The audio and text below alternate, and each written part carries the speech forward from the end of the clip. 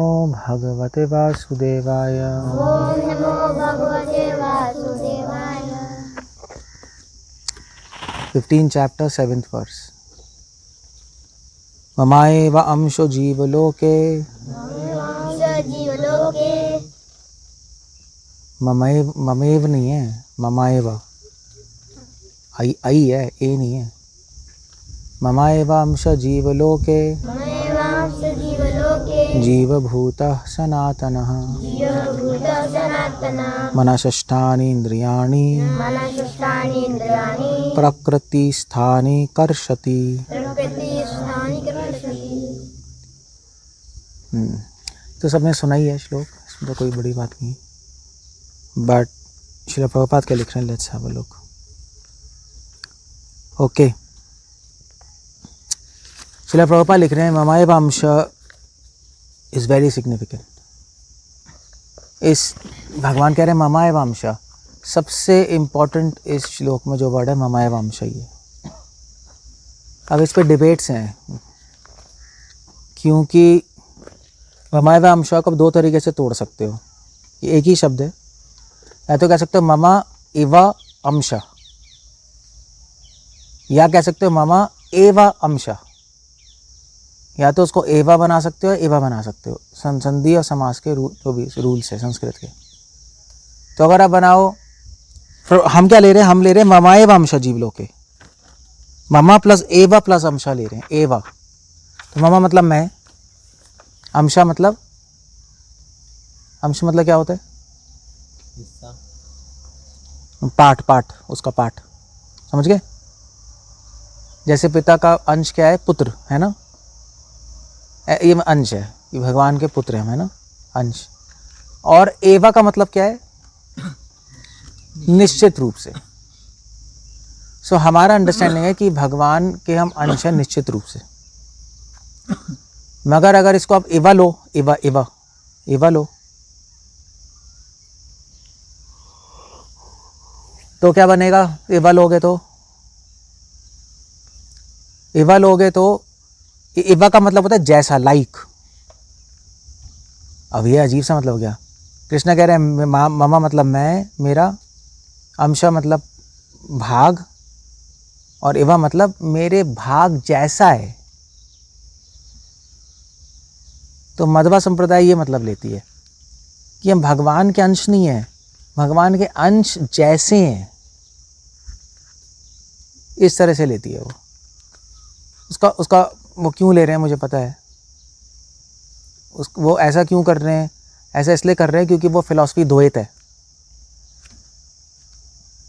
मध्वाचार्य कभी भी एक्सेप्ट नहीं कर सकते कि जीव और भगवान का कोई आपका क्या कहते हैं, मॉर्फोलॉजिकल रिलेशनशिप है। मतलब सब्सटेंस, भगवान और जीवात्मा का कोई वैसे मतलब कैसे कहेंगे, भगवान और जीवात्मा का कोई उपादान कनेक्शन नहीं है। उपादान कनेक्शन समझते हो, जैसे मतलब क्या कहेंगे, मतलब कि भगवान के पार्ट है, हम कहेंगे भगवान के पार्ट नहीं, हम गलत है। हम हमेशा से हैं, भगवान हमेशा से हैं, भगवान के अंश जैसे हैं, बिंब और प्रतिबिंब। वैसे सूरज है, उसकी परछाई है, ऐसे ही भगवान है, हम परछाई हैं। समझ गए, वो ऐसा कहते हैं। सूरज और परछाई, परछाई पड़ती है ना पौंड में, तो सूरज कौन है, कृष्णा, हम कौन है, परछाई। तो सूरज के बिना परछाई एग्जिस्ट करेगी, नहीं करती। तो हम ऐसे हैं, अंश जैसे हैं। हम क्या कहते हैं, भगवान सूरज है और हम भगवान की सूरज की किरण है। तो किरणें तो भगवान से कनेक्टेड है ना, परछाई कनेक्टेड नहीं है, परछाई अलग है। इसलिए वो ममा एवा अंशा कहते हैं। एवा इसलिए लगा रहे हैं कि कनेक्टेड नहीं है डायरेक्टली, एवा अंशा। हम एवा अंशा कहते हैं कि हम कनेक्टेड है। एवा मतलब कनेक्शन, एवा मतलब कनेक्शन नहीं, बस। सो फिलॉसफी चेंज हो जाती है, ममा एवा अंशा, ममा एवा अंशा। शंकराचार्य भी ममा एवा अंशा लेते हैं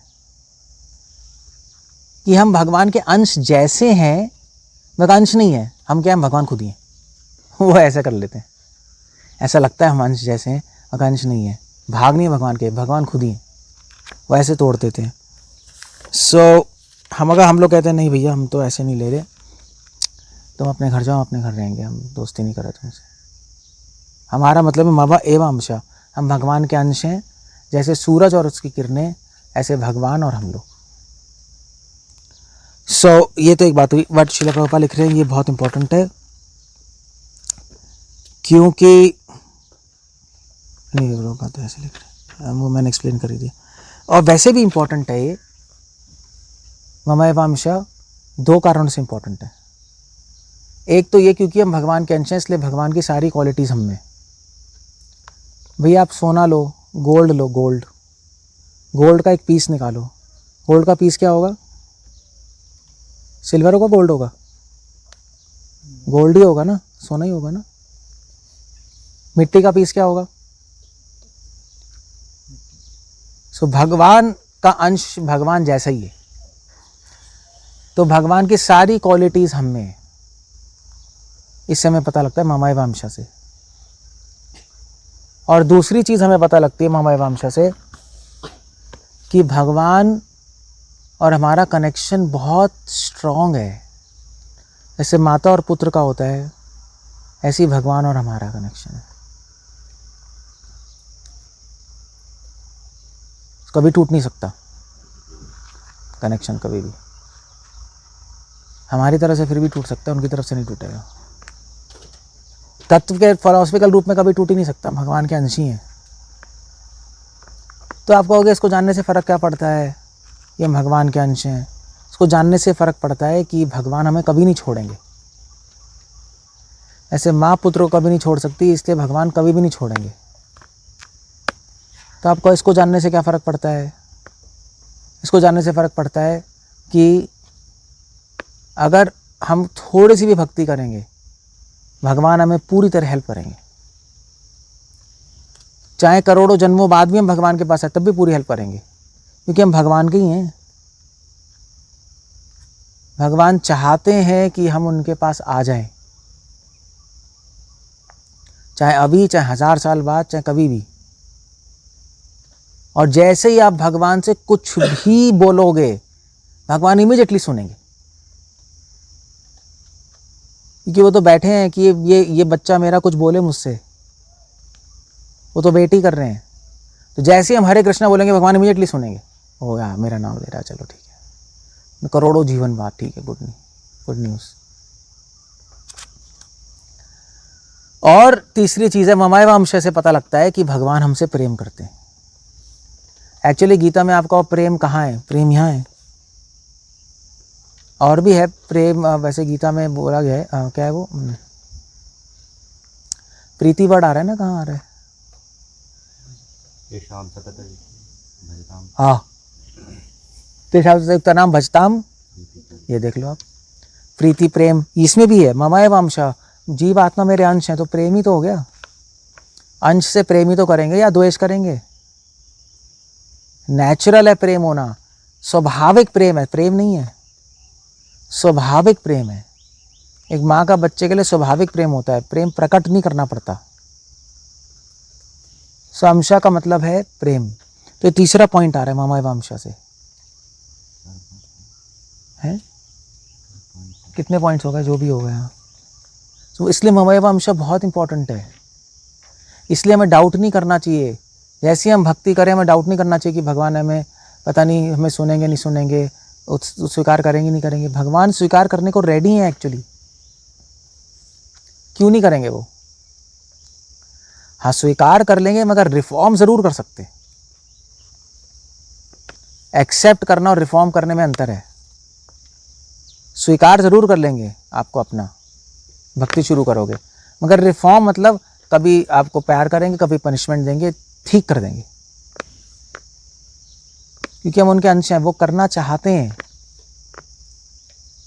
हम नहीं चाहते उनके पास जाना, वो हमारे पास आना चाहते हैं। बच्चा नहीं जाना चाहता माँ के पास, माँ तो आना चाहती है ना बच्चे के पास। ऐसा हो सकता है। इसलिए शास्त्रों में लिखा है कि माँ में जितना प्रेम है बच्चे के लिए अपने, उसको करोड़ों गुना मल्टीप्लाई कर दो, वो भगवान में प्रेम है हमारे लिए। तो आप देख सकते हो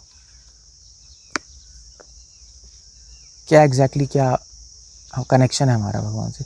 इसलिए ये श्लोक ना सारी संप्रदाय में बहुत इंपॉर्टेंट है, मम एव अंश, क्योंकि सिर्फ इसी श्लोक से हमें पता लग रहा है भगवान ने डिक्लेयर किया यहाँ पर कि ये मेरे हैं। एक्चुअली पोजेसिव मतलब राइट जमा रहे हैं, राइट समझते हो, राइट कैसे कहेंगे, हक जमा रहे हैं हम पे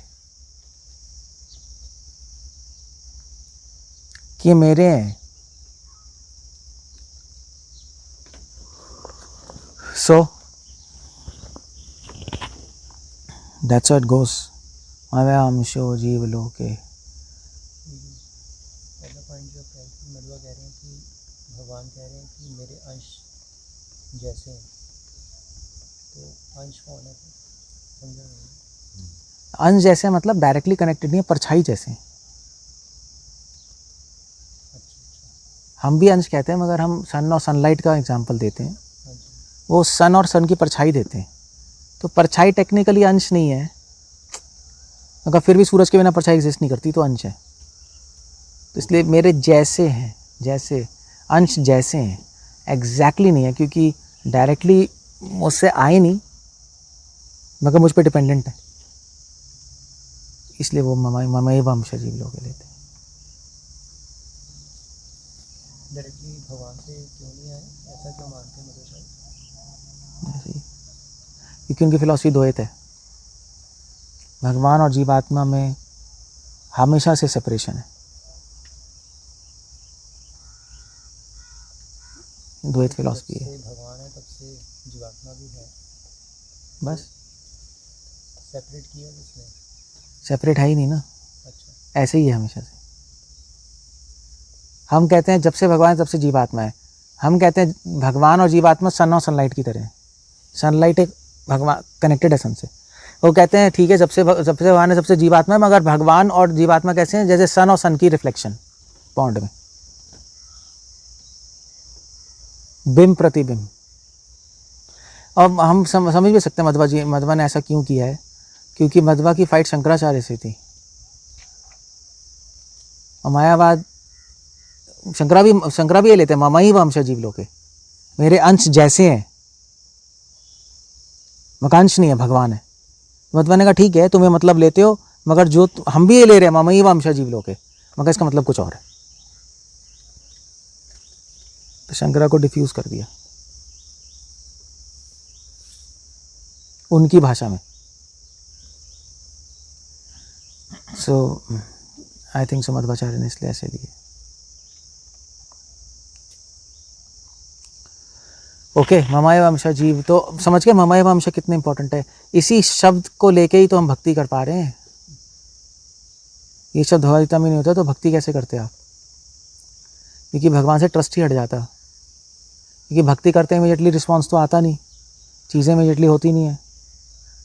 मगर हम इसी शब्द पे भक्ति कर रहे हैं कि भगवान हमें अपना मानते हैं, इसी भरोसे पे हम भक्ति करते हैं, अपना मानते हैं, हम भगवान के हैं, तो कभी ना कभी वो हमें अपने पास बुला लेंगे, ठीक करके, रिफॉर्म करके। इसी आशा में चलते हैं, मम एव अंश जीव लोके। इनफैक्ट कभी भी आप डिप्रेस हो तो ये श्लोक है, मम एव अंश, भगवान हमारे पास आना चाहते हैं, हम नहीं जाना चाहते। उनकी तरफ से कभी ना नहीं है, हमारी तरफ से ना है। और आप जैसे ही भगवान से कुछ बोलोगे इमीडिएट रिस्पॉन्स आएगा, अगर आपको विश्वास है इस पे तो इमीडिएट रिस्पॉन्स आएगा, 100% आएगा।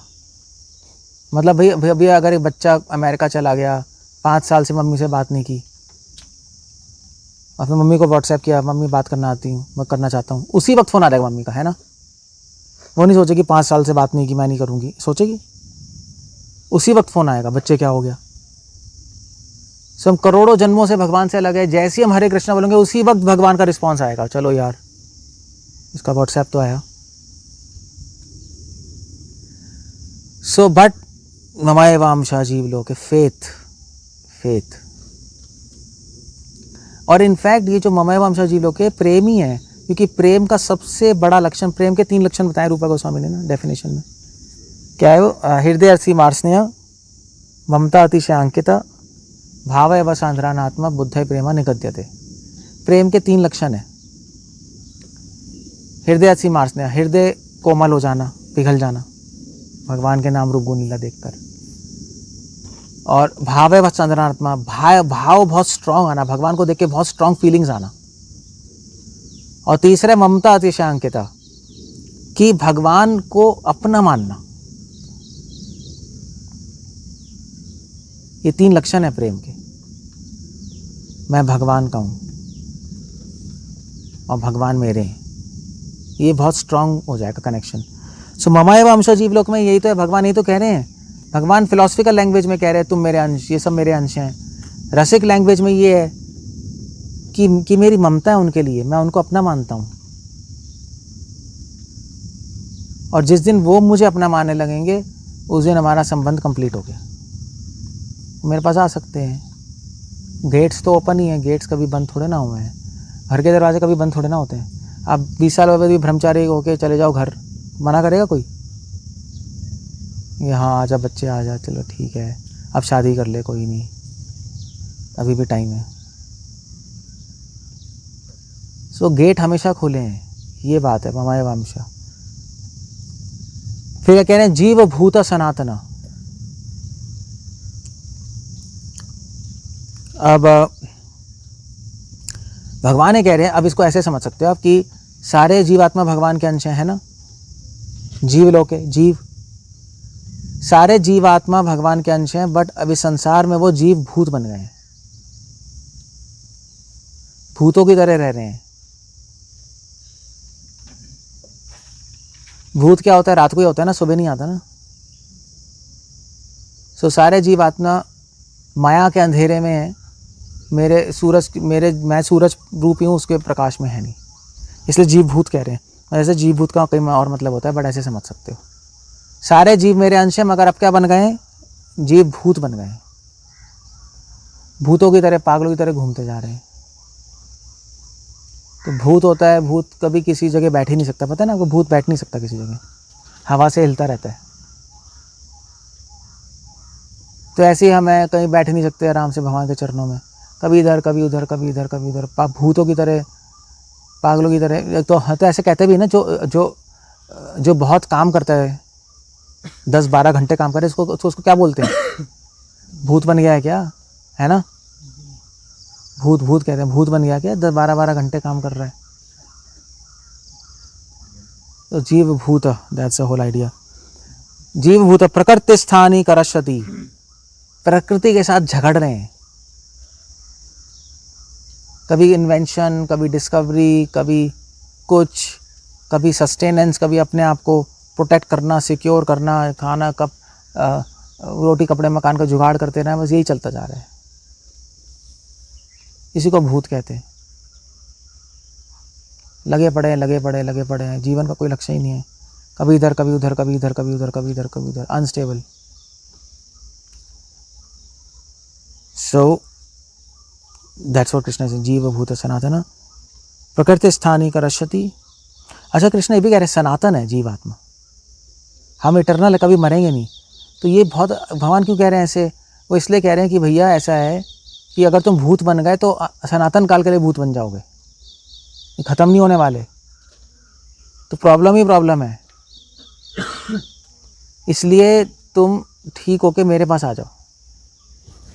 एंड नहीं होगा इसका। आप सोचोगे यार चलो हम भूत बन गए, जो भी कर रहे हैं ख़त्म हो जाएगी चीज़ें, चलो टंटा ख़त्म मरने के बाद, ये सिलसिला चलता ही रहेगा, कभी ख़त्म नहीं होगा, क्योंकि तुम मर ही नहीं सकते। मगर भूत ज़रूर बन सकते हो, भूत बन के दुख ज़रूर पा सकते हो, पागलों वाली हरकतें करके, फिर सनातन काल तक दुख मिलेगा। तो भगवान कह रहे हैं कि सनातन काल तक दुख जाना चाहते हो क्या? सनातन काल तक प्रकृति स्थानी करशति, हम प्रकृति शरीर से, समाज से लड़ते रहेंगे, ठीक करते रहेंगे इसको, मगर ठीक नहीं होगा। मनःषष्ठानि इंद्रियाणि, अपने मन से, सारे जीवात्मा अपने मन से लड़ रहे हैं, अपने मन से लड़ते रहेंगे, अपने शरीर से झगड़ते रहेंगे, दूसरों से झगड़ते रहेंगे, कभी भी संतुष्टि नहीं मिलेगी हमें।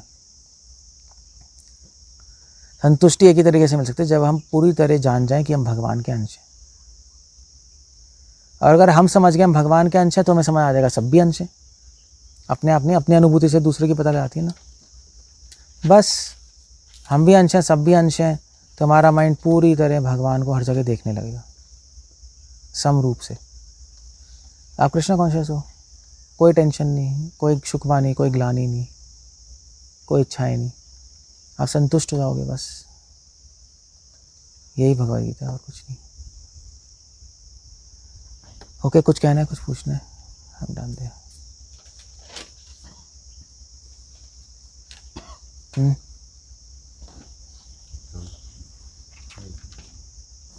ये पकड़ो। क्या कर रहे हैं? ये मध्वाचार्य बिंब प्रतिबिंब मतलब बता रहे हैं, कॉन्सेप्ट बता रहे हैं।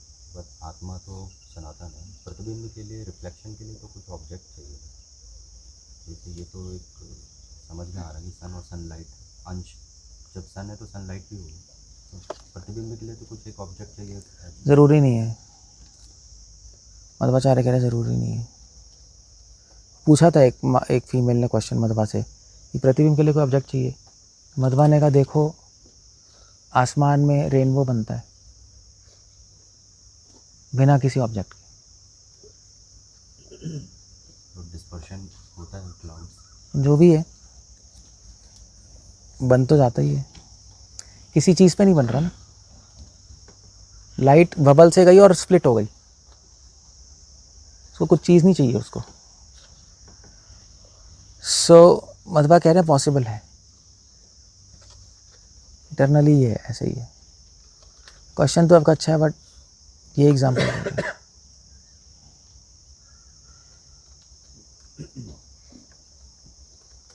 और क्या पूछना है? कुछ पूछना है? भगवान के अंश है, इसका अनुभव कैसे? इसका अनुभव कैसे होगा? आप बैठ के सोचो कि मैं अंशु अंशु अंशु अंशु अंशु अंशु अंशु अंशु अंशु है ना, ये तो सोच ही सकते हैं अंशु अंशु अंशु अंशु अंशु। आपको सोचना, आप पूरे टाइम माइंड में रखोगे तो हो जाएगा, बट उस पर एक्ट भी करना पड़ेगा। भगवान के अंश हैं तो भगवान के लिए काम करेंगे। अगर भी सोच नहीं सकते तो काम करना शुरू कर दो, तो विचार आ जाएगा। भगवान और भक्तों के लिए जितना काम करोगे उतना ही आपके माइंड में आ जाएगा कि हाँ मैं भगवान का हूँ। और फिर चैंटिंग है हमारी। बेसिकली माइंड में रखना पड़ेगा पॉइंट, आप रखोगे नहीं तो आएगा नहीं। भूल जाओगे, अभी कुछ पढ़ोगे फिर कुछ और पढ़ोगे, वो पॉइंट आ जाएगा, कुछ पढ़ोगे वो पॉइंट आ जाएगा। तो माइंड जब तक आपका प्योर नहीं है तब तक वो आप रख नहीं पाओगे। 1000 पॉइंट आ जाएंगे, आप कभी उसमें चले जाओ, कभी उसमें, कभी उसमें, कभी उसमें, कभी उसमें, वो सेटल नहीं होगा। इसलिए सेवा कराई जाती है कि वो सेटल हो जाए। मम एवांश, यही है बस। प्रैक्टिस थोड़ा चाहिए। शंकरा क्या मीनिंग? बता तो दिया, बताया तो शुरू में, बता तो दिया। रेनबो किसकी बची हुई है? किसी की नहीं है। लाइट स्प्लिट होती है, अपने आप बन जाता है। फिर उससे मैच कैसे हो रहा है? प्रतिबिंब और प्रतिबिंब? नहीं, वो तो एक मुझे भी क्लियर नहीं है इसका, बट एग्जांपल ही दे रहे हैं, मैं मुझे क्लियर करना पड़ेगा एग्जैक्टली क्या दे रहे हैं वो एग्जांपल, बताऊंगा मैं। सूर्य की किरण और सूर्य की परछाई कहकर वो क्या साबित करना चाहते हैं मध्वाचार्य? कि डिपेंडेंट है और डिपेंडेंट है मगर इंटरकनेक्टेड नहीं है। मगर इंटरकनेक्टेड नहीं है। तो भगवान ने बनाया है तो अलग से? अब ऐसे ही है प्रभु, सनातन सनातन काल से ऐसे ही है। जीव भूता सनातना, भिन्न अंश भगवान ने हाँ भिन्न अंश, हाँ ऐसे बनाया नहीं है, ऐसे ही है। बनाया किसी ने नहीं है वो चीज़। अब ऐसे क्यों है वो उसका आंसर नहीं है। तो फिर और कुछ पूछना है, कुछ कहना है? ठीक है। हरे कृष्णा। श्रील प्रभुपाद की